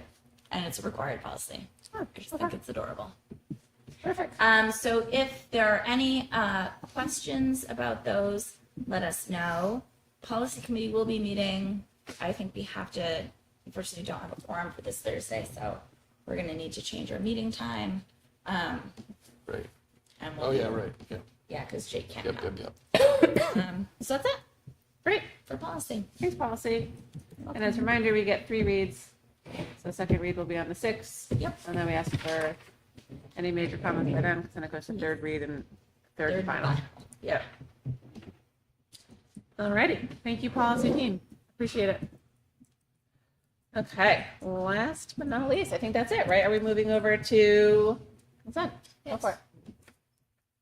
Great. Personnel report.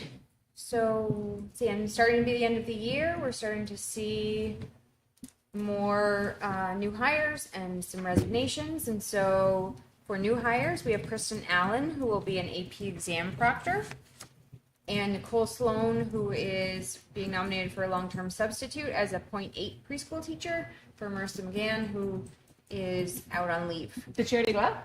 Yes, Hooray! last Friday. Amazing. That's exciting. For resignations, we, Jim alluded to this a little bit. Joseph Parent, our maintenance worker, effective date of resignation is April 10th. And Tara Tarian, who is a kindergarten teacher over at Harold Martin, she started with us this year, has resigned effective June 30th. For leaves of absence, Trish Walton, longtime 8th grade English teacher, is requesting leave through the end of the year.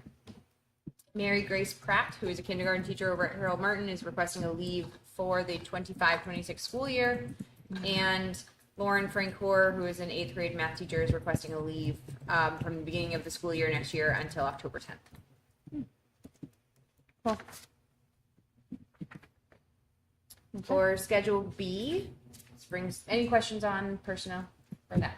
Schedule B, we have 3 nominations, and we believe that this should be the last of the nominations for spring sports. Hugh Price is being nominated as our JV baseball coach. As we heard from Dan, they're going to have JV this year for the first time in a few years, so Hugh is going to fill that role for us. He, if I remember right, was previously our middle school coach.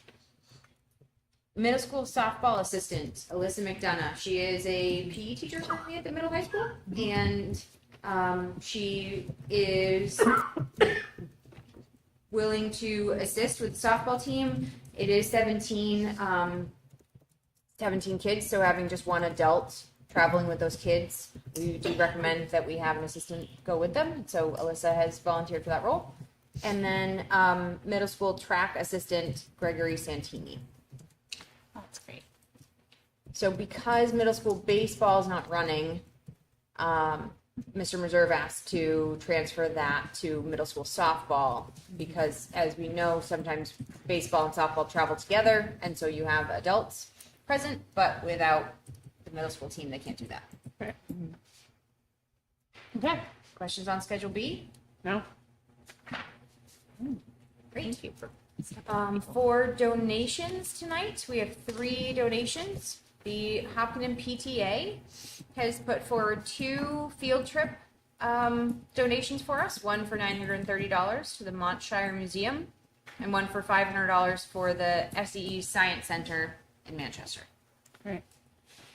And then the Mary Elliott Fund, which has been a long time fund we've been working with collectively, has provided an additional $4,500 for student support donations. What does that mean? Student support donate, like what's that basket look like? The Mary Elliott Fund is written for students in need, for the district to use for students in need. So whether that may be that it is students that don't quite qualify for free and reduced lunch but need assistance with their lunch plans, it can be that. It can be for clothing or food for students that are unhoused. It can be for supplies that a student's family can't pay for if it's something that they need, but it doesn't fit an IEP, you know. And if we ever have any questions, we have a wonderful contact at Mary Elliott Fund that we work with to see if they approve of that. And a little internal is that the principal is the one that gives approval, but works closely with the guidance counselors, as well as sometimes even the nurses.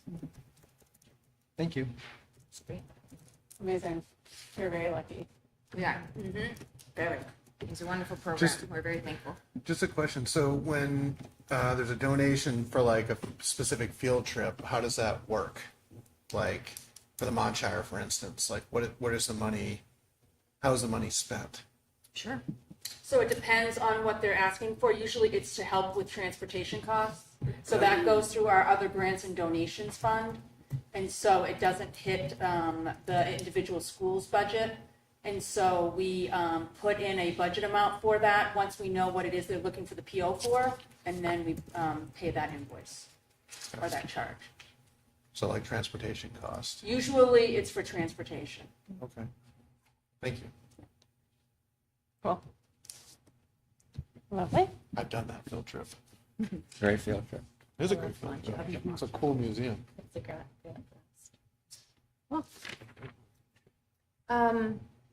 Before we get into the March financials, last meeting, we had a vote to do cafe tables from the maintenance trust. We remember we were able to go out and get that quote, and I want to present to you with an option. That quote came in at $26,800. Policy DJE for bidding requirements says that all purchases between $25,000 and $74,999 should have 3 competitive quotes. Jim did a lot of work last year to develop this multi-year plan for the cafeteria tables. They are proprietary, so it means that it's this one type of table that we purchased last year is only sold through this one company. So in order to get Jim to do 3 competitive bids for this process, we'd have to look at different tables as an option. And so I'm coming to you asking if you would consider waiving policy DJE for the purpose of for the purchase of the cafeteria tables, due to the fact that we did competitive bidding last year and it is a multi-year plan. The quote for the tables this year is 3.5% higher than the quote for last year. So it's in line with what we've seen with inflation and vendor changes. It's pretty standard. That would be a separate motion if you are interested in doing so. So I would make the motion. Yeah, Because we we can- would, so we do can we have a discuss. motion to waive the vendor Yeah, policy? so I'll make the motion to waive the, Policy Waive the other DJE two, for yeah. bidding requirements yes, for the cafeteria tables. yeah, I'll second it, and so we can have discussion. yeah. And I would just say, my thought on that is it feels like make work to get 2 more bids when we want, it doesn't make sense to have them not match to me. And it feels like Jim's time is pretty valuable, so That's my take on it. I do have the quote here for this year, and I have the policy DJE. It's also in the board support if you do want to read the language of the policy itself. How much are the tables? $26,800. It's 7 of them, so they're like just under 4,000 a piece. And then, And they're the round. no, the rectangle. Oh, the Yep, they're rectangle. rectangular. And so 26,808, and last year they were 25,888. I'm just going to throw out there that I've seen other cafeterias where there are different types of seating and explored, there are like pub tables along the side and there are different, do they all have to match? If we're looking at a difference of, $700 or $800 a table for potentially a different, I don't know, I'm not in high school anymore, but I do work in a high school, and my experience is we do have a cafeteria. We actually have 3 different types of tables. And the kids kind of like, ooh, this one's more intimate. I'm going to sit with 3 people versus this one has 8 and this one has 12. Those long ones, you actually can't talk to people. You can only talk to like the 4 people in your. I don't know. Can I actually ask Flo, for? Well, we do have 2 types of tables because we have the big calf and the mini calf, and it's like a different vibe with the longer tables with more people. The circle tables with less. But I don't think students would really mind whatever type of table was presented to them. They would just sit at it. I mean, aesthetically, I get they should all look, but. Well, no, my only other thinking is that it was already competitively bid. Right. And I think that part of the process, you can remind me, Flo, was the change in the big calf. They were all loose chairs. So people Yeah. were moving stuff Yeah, around and it became sort of this unpleasant game of who am I going to sit with? And that part of this new configuration was to sort of not have that. Yeah, like standardized with the benches. I mean, I think that's a bigger deal for the custodians than for us because there were just chairs everywhere. Like, we just take a chair if we found it. But they were the ones having to clean it all up and stuff. So that was the part that they went through that from the Try to social side of optimize. things, that Right. this was a problem in the big calf, and then in the smaller calf, maybe it's still a problem, but theoretically, you're more mature, so who knows? You are. Theoretically. Well, Flo is, of course. I don't know. I haven't really heard about issues with the chairs or tables or whatever. And the current condition requires replacement. Yes. And this is planned as part of our maintenance that we do. Right, I get it. Yeah. We do a small amount of tables every year as a rolling. Right. Yeah, I think since the bid process was done, last year, the competitive bid process was done last year as well, is similarly why Right, we're not like shooting from the hip.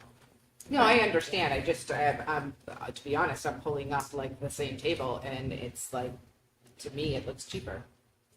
And I'm trying to find the SKU number and everything, but Right. And $25,000, I feel like there's other things that,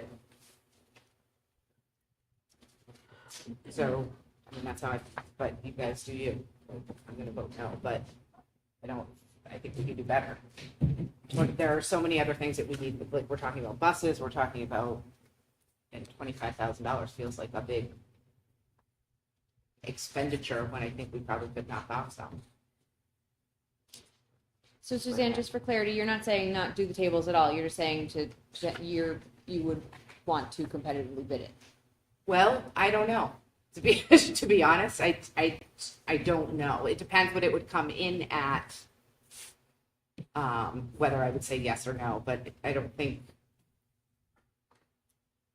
well, this, I mean, this, we had already made the vote to. Yeah, so. You did. You made the vote last time to Right, purchase right. the tables. Right, and so the one thing that we're specifically talking about this time Is is whether to waive just the on pol- whether the or not policy. we waive Right. the policy or bidding not. policy. Right. Right.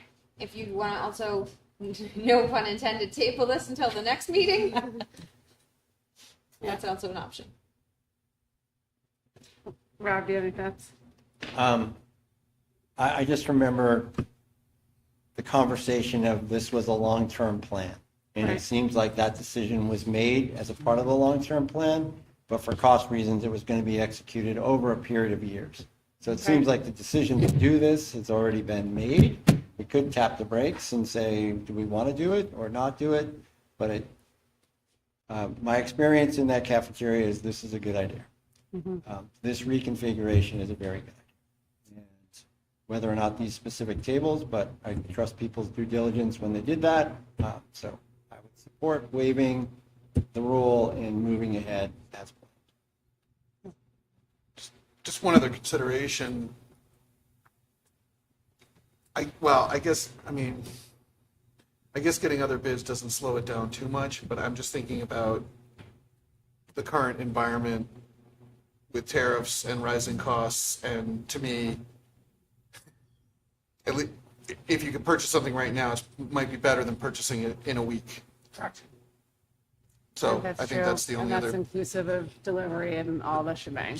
So, Yeah, I think that's a good point, that, Right. that this is inclusive of delivery of Yeah. the tables, which, yeah, okay. Any further discussion? All those in favor of voting to waive the bid policy for purchase of cafeteria tables at the middle high school? Aye. All opposed? Yay. And Laura, what else do we have? Thank you for that. So the March financials are in your board support folder. This is my first run at the financials. So I put these together. Michelle has been kind enough to review them and give me some feedback. So as we get closer to the year, we are seeing, we spoke last time about that we had savings in salaries from new personnel coming in, personnel leaving, and so we are seeing an increase in our estimated fund balance. Right now, it's approximately $753,000. It is higher than what we saw last month. That makes sense. I did work with Mandy, and we closed out all of the rest of the ESY POs that we didn't need, and so that also released some funds. This $753,000 does include the $100,000 that is promised, that we promised at town meeting. So that includes the $100,000. That's already been subtracted. No, Oh. it's part of the 753. Okay, that was my question. Yeah. So with what we've got committed, we've got 125 committed through the revenue process and the two trusts. Yes, I took 25 out. If we take a look at the balance sheet on page 2, I did take the 25 out to the donations, or not donations, but the transfer to the trusts that was voted on. But I do have the 100,000 within that 753 number, as it would all be tax relief. I do want you to just remember also that this does not include the 753 number. I didn't take anything out for a replenishment to your contingency fund, which is up to 5% of our net assessment, which this year sits over just over $1 million. So you did promise 400,000 to return from the contingency. So if you want to consider replenishing that, the 753,000 would be part of your replenishment that you could do. And as we continue to get closer, we will certainly continue to watch it, and our April statements will be an even better indicator of where we're going to land. Great. I will say that Jeanette in our office has been doing a wonderful job with Medicaid, so thank you to Jeanette. Revenue is coming in as anticipated, and Medicaid is starting to catch up. We've been talking about it month over month. We are still potentially going to see a deficit in Medicaid by the end of the year. Okay. But we'll continue to track it. Okay. And then for food service, we still have 3 months, but it is still appearing that revenue is coming in a little slower than last year, and so this 753,000 number does include that 100,000 transfer to. We've already planned on that, so I've taken that out already. So please know that that's already been taken out, as we are seeing right now that the food service fund balance is upside down. Thank you. You talked a little bit about the big changes on the expense side seem to be in special ed. If I'm reading this right? We were at 314, down, and now it's 94 on special education. And on So we the, got the money from the special ed trust. right, And so that's what happened for the month of March. okay, so So that's, we had to take out of expenses the amount that we withdrew from the special education trust. and then on the transportation, that also dipped, it was at 205 in the February financial, and now it's at 158, still in the red, but So what happened is there was changes with students and situations, and so that was adjusted as well. it's looking a little better financially. maybe. Okay, thank you. Nice work, Laura. Thank you. Thank you. All And then right. lastly, superintendent update. In your board support folder, Mr. Flynn has 2 field trips, overnight field trips. One is to Quebec in 2025, 26, so next year, and then one is to Washington, D.C. So he asks that you approve those field trips as well as part of the consent agenda. And the DC trip is for next year as well? They're both for next year. Yes, they're Great. both for next Thank you. year. Okay. Great. Do I have a motion to approve the consent agenda? So moved. Second. All right. Any discussion? I just wanted to make a comment. I'm really happy to see the DC trip coming back, and I'm glad that next year's 8th graders will get to go on that trip. I also encourage the high school to figure out a way, if possible, to allow the other grades that did not get to go on the trip to go on the trip. So I know that it had to be paused for a couple of years. I know that is outside of the school board's purview, but take this moment to put my preference out there. I think it's also cool they get to go to Philadelphia and Mount Vernon and Baltimore. So it's a nice. It's very brave of someone to take the 8th graders there on Yeah. that trip. Yeah. Oh, any other discussion? That's why Miss Centrum's All right, all those in favor? Aye. Any opposed? Great. All right, we are back to committee updates. All right, let me just pull this up real quick. Anything for budget? We had a budget committee meeting the other night, sort of just a reset. Everybody did their recaps of their town meeting, district meeting, et cetera. We won't meet again now till June, and that was really, it's not much to talk about in May. So when we get to June, which will be, I think it's June 11th, I did offer, we had talked about last year, looking at different budgeting models that schools use. So I offered to do a little bit of research and do a short presentation for the budget committee on that, which I'm currently working on. Right. Different models? Yeah, so, zero-based budgeting, some Oh, right, like when we talked about. performance-based budgeting. Like I got it. There's about 8 different metrics that people use. Some of them are quite bizarre, but anyway, we'll have a discussion. Informational, not. Yeah, great. For EMC, we met last Thursday. Wow. And we talked through a few different scenarios. There's a couple pieces to this conversation, a few different scenarios of things that we wanted EMC, the company, to look at in terms of thinking about like bulks of work. The other part of the conversation we had tied to that is that we're at this funky juncture now between EMC, the committee, and CIP.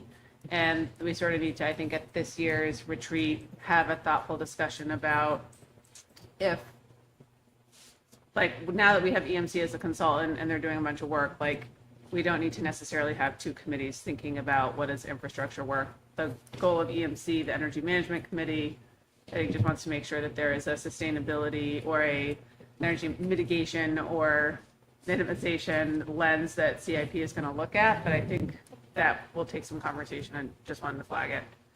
I can tell you in CIP, Jim and I talk about that frequently. Thank you. And then we also talked a little bit about the fact that recycling is way off at the middle high school and Harold Martin. And Harold, obviously the kids are little, and at the middle high school, the kids should be able to recycle a little more and rebalance those numbers between what's going into waste and what's going into recycling. And so we talked about a few different things that we're going to try to do to increase recyclability at the schools. And I forgot to put this in the report at the beginning, but we're doing a trash audit on Friday. So That's right. at the high school, just Yes. from lunches. Yeah. So then we'll. Which would be great. Yeah. Yeah. So keeping that going. I wonder if that's a cultural thing. It is a. No, I got some other intel. Oh, okay. Yeah. Yeah. But we do have, I don't know if everyone knows this, a recycling doyen extraordinary sitting at this very table. So we might be bringing in the heavyweight to help think about that. So, yeah. Safety and security? I don't think we met since the last. No, we haven't met. Great. Cool. We've got a meeting next month. Yep. Cool. We got walkie-talkies. Walkie-talkies. That's right. Big time stuff. CIP? I don't think we've met either. Great. And then We're CNA. meeting next week. Yeah, I think it's next week. Okay, great. Wrapped up. And then policy, already did. Great. All right. We are now to the second public comment portion of the evening. If you'd like to come on up, please do. State your name and address in 3 minutes.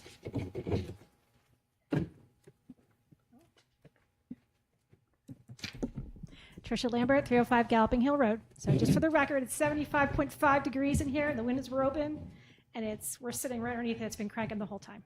It's hot in here. But anyway, you could probably save some money by dealing with it. I know each buildings are different. I get that. I just want to go on record as agreeing with Ms. Carmichael. I think she's correct. I know it maybe sounds like a little late. I would not have waived it. I would have gotten the 2 extra quotes. If they go back and get that same table, then it clearly would have been higher. At least you're transparent and you went and got 3 quotes. I would not have waived it. I can tell you the state makes us get 3 quotes. So that would be my recommendation. So I agree with you, and I just want to go on record to say that. Thank you. So do these things collapse and have seats on them? Like, did I hear that there's a bench or they come up, they're attached, the seats? They That's are. my They're understanding. attached seats. Yeah. And I think they. So can- I'm going to agree with Ms. Carmichael on that too, because I think the way things are going, especially in the workplace, is unique seating for for employees to work. I think that the high tables in different areas to sit are better. I think we're trying to get away from the prison, it mimics a prison. It's what it does when you have tables that sit long ways and they sit there. I would simply look at something different. It sounds like it's a little late, but down the road, I would be looking at alternate seating that fits the student population and that provides them that atmosphere. I think they'd be more creative, and I think that it allows for better communication with each other. So, thank you.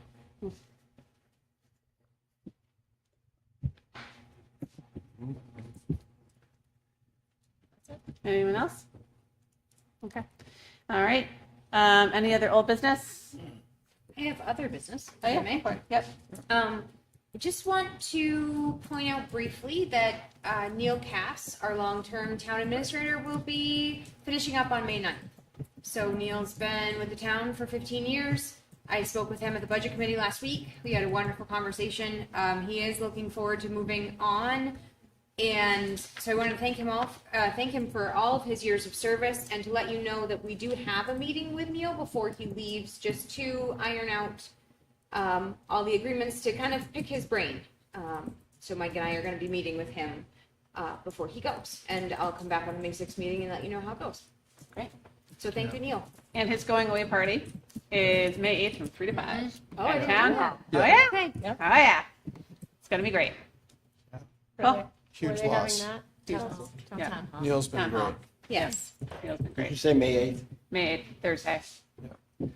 Great. Okay.